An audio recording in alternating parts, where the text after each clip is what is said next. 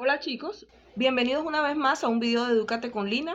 En esta oportunidad trabajaremos el periodo de la Grecia clásica, un periodo que va del siglo V al siglo IV a.C. y es un periodo que se caracteriza específicamente porque se desarrollan las dos grandes superpotencias de Grecia en ese momento, que fueron Esparta y Atenas. Cada una se desarrolló de una manera diferente, pero digamos que en el mismo nivel de importancia.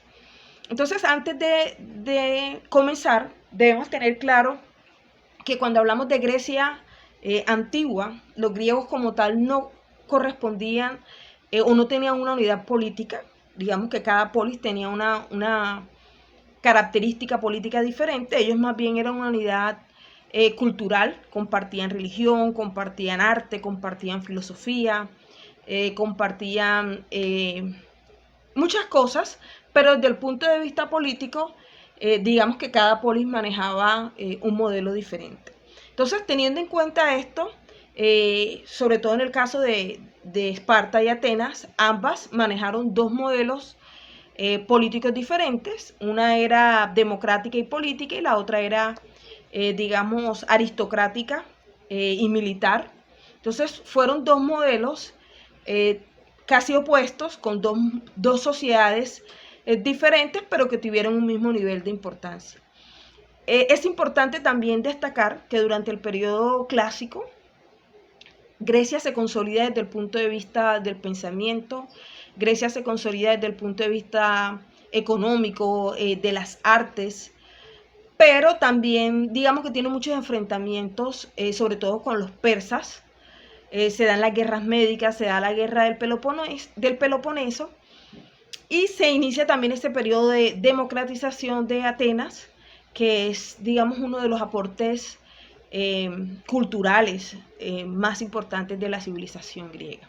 Entonces, en el caso de Atenas, por ejemplo, que fue una polis que se desarrolló al suroeste de Asia, en una región conocida como el Ática, era una región donde tuvieron, digamos, acceso a tener puertos y por lo tanto se consolidaron desde el punto de vista marítimo, desde el punto de vista comercial, desde el punto de vista naval, y su desarrollo, digamos, está prácticamente basado en esa situación geográfica.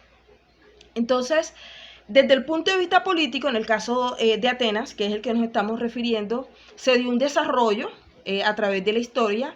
Atenas pasa de una monarquía a una aristocracia, pasa de una oligarquía a una tiranía hasta llegar hacia ese proceso de democratización que va a ser uno de los grandes aportes de esta cultura. Bien, entonces, teniendo en cuenta todo lo anterior, el proceso de democratización podríamos decir que fue rápido por el papel que desempeñaron las clases populares en su victoria sobre los persas. Hay un personaje muy importante dentro de este proceso y fue Pericles, que introdujo muchas reformas constitucionales en donde el pueblo, por ejemplo, comenzó a tener muchas más responsabilidades en las asambleas, comenzaron a recibir remuneración salarial y el Consejo el Consejo Aristocrático fue perdiendo mucho poder político.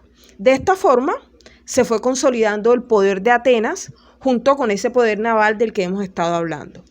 Se dieron igualmente leyes restrictivas, sobre todo en lo que tenía que ver el acceso a la ciudadanía, y quienes no lo eran, como fue el caso de los metecos, el caso de los extranjeros y el caso de los esclavos. Es decir, esta sociedad griega era algo desigual, se dividían en ciudadanos, que eran los que nacían en las polis, los extranjeros, que eran los que se dedicaban al comercio, pero que no participaban en la vida política, y los esclavos que no tenían derechos y se dedicaban más que todo a lo que tenía que ver con la tierra.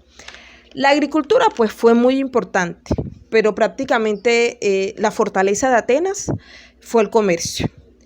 Ahora, es importante tener en cuenta que Atenas, cuando toma ese liderazgo por las guerras contra los persas, se vuelve un estado muy influyente y comienza a hacer alianzas que fueron voluntarias con otros estados griegos, que es la que se ha denominado la Liga de Delos, en donde se expulsaban a los persas de esas ciudades griegas de Asia Menor.